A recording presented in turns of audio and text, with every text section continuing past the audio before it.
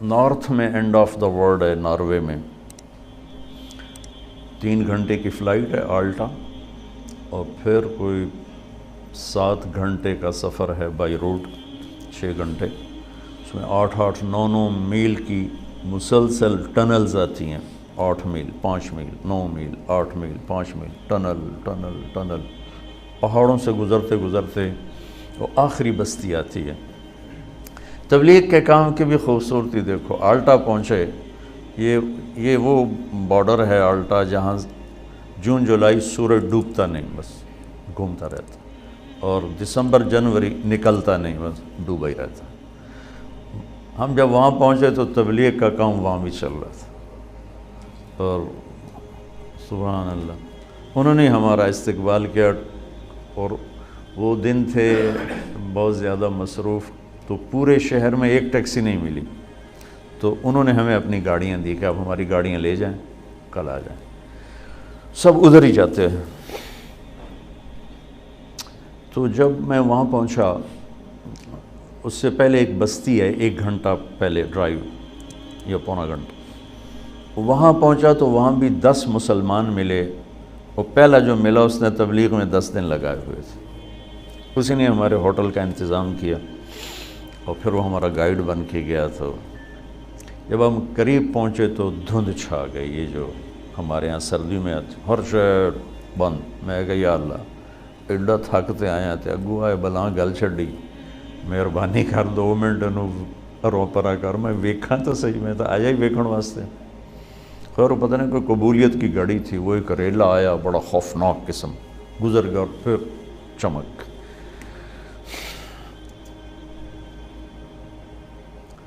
تو جب میں وہاں سے نکلا ہوں اور سمندر کے کنارے پہنچا ہوں، تو وہاں میری زبان سے نکلا اللہ اکبر، جو میں نے ابھی کہا بلا وہو الخلاق العلیم، کیا زبردست ہے بنانے والا۔ میں تنوں انیس دی مسجد کہ میں توڑی وہ کیفیت بنا، میں تو وہاں پہنچا ہوں، لیکن آپ میری کیفیت سے اندازہ لگا رہے ہوں گے کہ میں نے کیا دیکھا۔ اور میرا اللہ کہتا ہے تو مچھر دا پر ہے، تو میں ایویں بنا چھڑی، مچھر دا پر لا تساوی جناح بعوض، یہ تو مچھر دا پر بھی نہیں، تسی آؤ تو صحیح میں اگا بنایا کی ہے توڑے واسطے۔ یہ میرے نبی کا فرمان ہے کہ ایک منظر میں ڈوب کر اللہ کا بندہ جنتی، 70 کا مطلب ہوتا ہے بے شمار، یعنی لاکھوں سال بیٹھ کے صرف ایک چیز کو دیکھتا رہے تو اس کا مزہ ختم نہیں ہوگا، چونکہ ہر لمحے جنت کا حسن بڑھ رہا، ہر لمحے۔ اس مسجد کو ایک حد تک خوبصورت بناؤ گے، آگے ختم،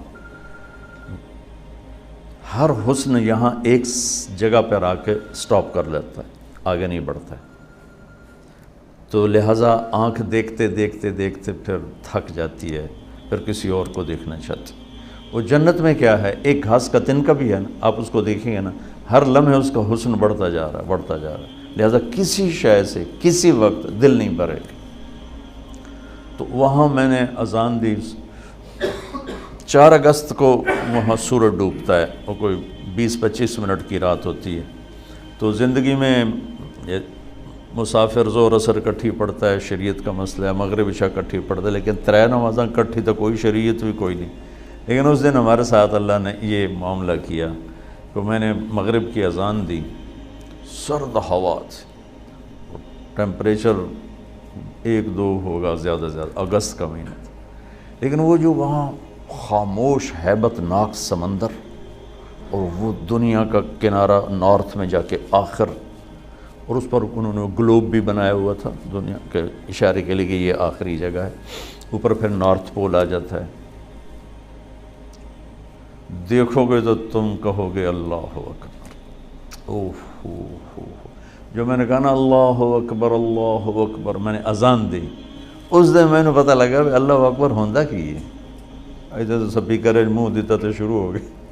جب میرے سامنے اللہ کی قدرت کھلی ہوئی تھی، اس کی ہیبت کھلی ہوئی تھی، اس کی شہنشاہی بادشاہی کا جلال تھا، اور میں اس کو دیکھ کے کہہ رہا تھا اللہ اکبر۔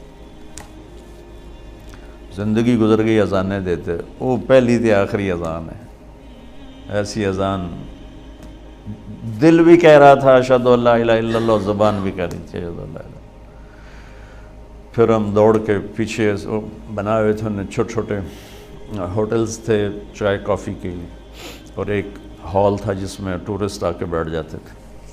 تب ہمارے پاس 20 منٹ تھے، اس میں ہم نے مغرب بھی پڑھنی تھی، عشاء بھی پڑھنی تھی، فجر بھی پڑھنی تھی، رات ہی 20 منٹ دی ایسے، تو اذان دی، بھاگے بھاگے آئے کمپا۔ اچھا، وہاں جا کے مجھے پتہ چلا کہ اللہ نے ہمیں چاند کا کیلنڈر کیوں دیا۔ مجھے خیال آتا تھا کہ ہر باری رولا پہ آتا ہے عید والا، پٹھانا نو ایک دن پہلے نظر آ جاتا، سانو ایک دن بعد، یورپ میں دو ترے ترے عیداں، سورج والا کام ہوتا تھا، ہر شے فکس۔ اچھا، میں آلٹا پہنچا ہوں، مجھے پتہ چلا کہ یہاں سسٹم بریک ہو جاتا ہے، تھوڑا آگے کچھ، یہ تو ہم باہر کرواتے کھلی جگہ،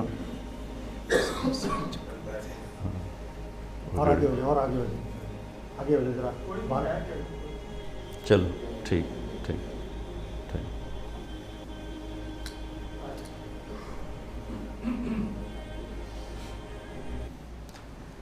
خیال آتا تھا کہ ہمارا جو کیلنڈر ہے یہ ہر سال ہی عید مشکل مصیبت بنی ہوتی۔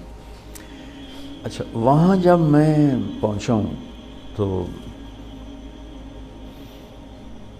وہ سورج ایسے گھومتا رہتا ہے، گھومتا رہتا ہے، گھومتا رہتا ہے، گھومتا رہتا ہے اوپر ایسے۔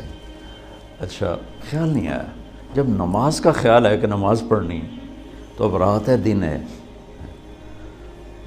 تو میری نظر پڑی چاند پر،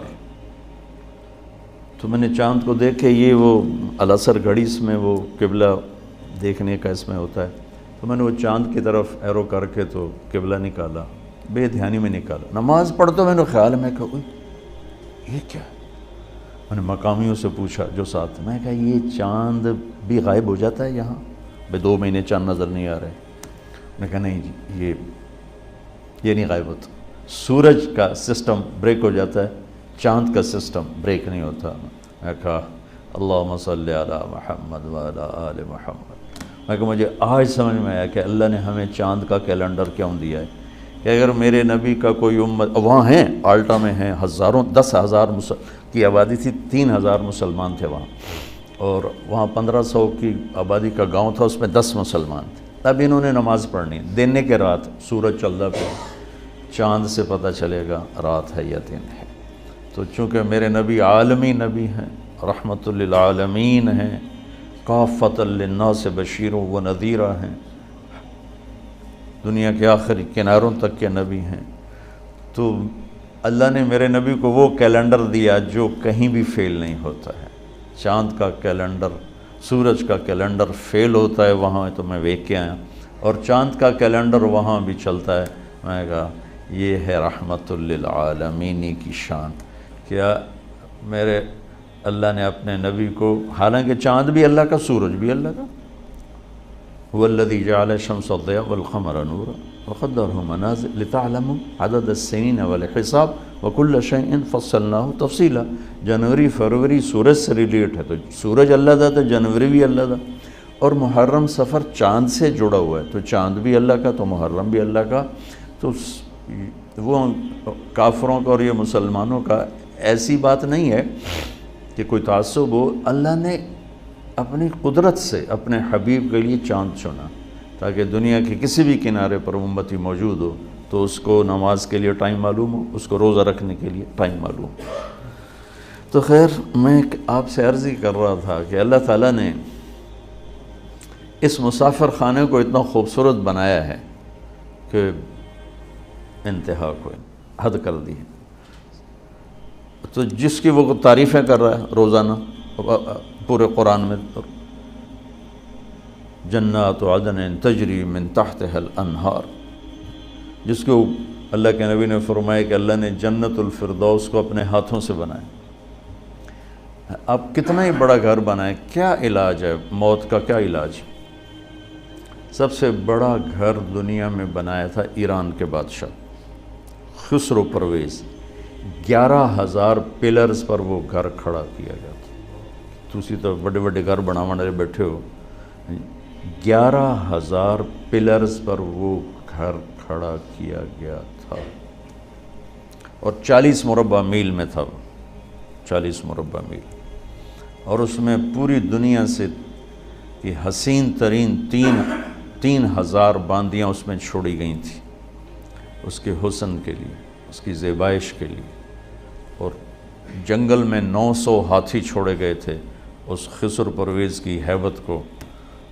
اس لئے ہاتھی بڑی طاقت ہوندی ہے تو ہاتھی چھوڑے ہوئے تھے.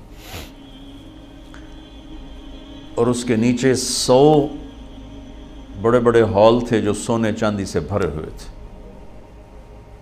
اور اس کو اس میں 10 سال رہنا نصیب نہیں. اور رومن امپائر اس وقت دب رہی تھی تو اللہ نے قرآن اتارا, الف لام میم غلبت الروم فی ادنی الارض وہم من بعد غلبہم سیغلبون. کافر ہمارے نبی کو اور مسلمانوں کو طعنہ دے رہے تھے, تم کتاب والے ہو اور عیسائی بھی کتاب والے ہیں, ہم بھی بغیر کتاب کے ہیں اور ایرانی بھی بغیر کتاب والے کتاب والوں کی پٹائی کر رہے ہیں, ہم بھی تمہاری کریں گے. تو اس پر اللہ نے یہ آیت اتاری ہے, کوئی حال نہیں, آج جو مار کھا رہے ہیں کل انہیں جیت جانا ہے. اس پہ شرطیں لگ گئیں. وہ شرط لگانا اس وقت کوئی ایسا منع نہیں تھا, تو ابوبکر صدیق اور ابی بن خلف کی شرط لگی, 100 اونٹ کی شرط لگی, 10 اونٹ کی شرط لگی. تو اللہ تعالیٰ نے روم کو پھر فتح دی اور انہوں نے اس سارے محل کو آگ لگا دی, وہ راکھ کا ڈھیر بنا دیا اس پورے محل کو. اور مسلمانوں میں سب سے بڑا گھر بنایا عبد الرحمن نے. عبد الرحمن الناصر اسپین کا بادشاہ تھا 300 ہجری میں. وہ 4,316 پلر پر تھا وہ گھر, 4,000. اب اس کے کھنڈرات نظر آتے ہیں لیکن یہ اتنا بڑا تھا, یہ اب وہاں اسیس نہیں ہوتا ہے اور کسی کو پتہ بھی نہیں. مجھے پتہ تھا تو میں نے وہاں سے وہ اس میں قرطبہ میں پوچھ کے وہ مجھے پھر وہاں لے گئے, تو میں اس کے اوپر کھڑا ہوا دیکھ رہا تھا. 25 برس میں وہ گھر تیار ہوا تھا. 1,000 مستری اور مزدور اس پر کام کرتے رہے تھے, اور 10,000 خچر سامان لانے کے لیے تاکہ رسد نہ ٹوٹے, پیچھے سے رسد نہ ٹوٹے. اور اس میں جگہ جگہ پارے کے تالاب تھے, پارے کے, سورج کی نقل و حرکت کو سامنے رکھ کر. تو جب وہ سورج کی شعائیں پارے پر پڑتی تھیں تو پارا تو اٹھاتا نہیں, ہلتا ہے, تو اس سے ریفلیکشن میں جو شعائیں جب پڑتی تھیں محل پر تو پورا محل ایسے ڈانس کرتا نظر آتا تھا, ایسے ایسے. تو جو داخل ہوتا تھا شروع میں تو وہ ایک دم سمجھتا ہے تو ڈھانڈا پہ ہے, پھر تھوڑی دیر کے بعد اس کو پتہ چلتا ہے کہ یہ تو پارے کی شعائیں ہیں جو اس کو ایسے ایسے ایسے ایسے ایسے ایسے ہلا رہے ہیں. یہ میں آپ کو, میری گل لمبی ہو گئی, انسانی مزاج بتا رہا تھا. تو تھوڑا انسان کے مزاج میں حسن پرستی ہے, لیکن ایک چیز کا طلبگار ہے, پھر اس کو اس کا طریقہ نہیں پتہ. گھر خوبصورت ہے, انہیں پتہ کیوں کرنا ہے, کپڑا کیسے خوبصورت ہو, گاڑی کیسے خوبصورت ہو, یہ سارا اس کو پتہ ہے, لیکن زندگی کیسے خوبصورت ہو یہ اس کو پتہ کوئی. اتنا بڑا گھر ہو اور اس میں زندگی ویران ہو تو مزہ تو نہ ہے.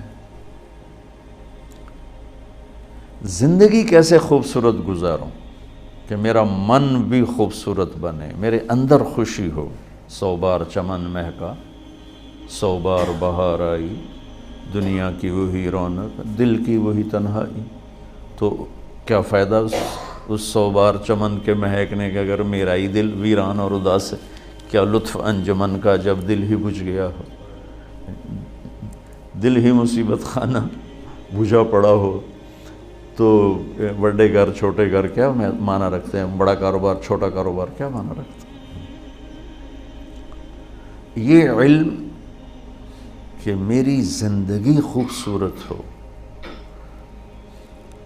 یہ صرف اللہ نے اپنے نبی کو دیا اور اعلان کیا کہ اگر زندگی کو خوبصورت دیکھنا چاہتے ہو تو بس پھر میرے نبی کے در پہ جھکنا پڑے گا اور کہیں سے نہیں ملے گی. یہ علم بھی یہاں سے ملے گا, یہ سرمایہ بھی یہاں سے ملے گا, اور یہ طریقہ بھی یہاں سے ملے گا, راستہ بھی یہاں سے ملے گا, باقی سارا اندھیرا ہے. میں نے آیت پڑھی، لقد کان لکم فی رسول اللہ اسوۃ حسنہ، کہ اگر تم اپنی زندگی کو حسین دیکھنا چاہتے ہو، خوبصورت بنانا چاہتے ہو، میرے نبی کا طریقہ اپنا، کہ اس کے اندر دل کی زندگی چھپی ہوئی ہے، کیونکہ دل جو زندہ رہتا ہے وہ ان کپڑوں سے نہیں، ان کھانوں سے نہیں، اس کی زندگی کا راستہ میرے نبی لے کر آئے۔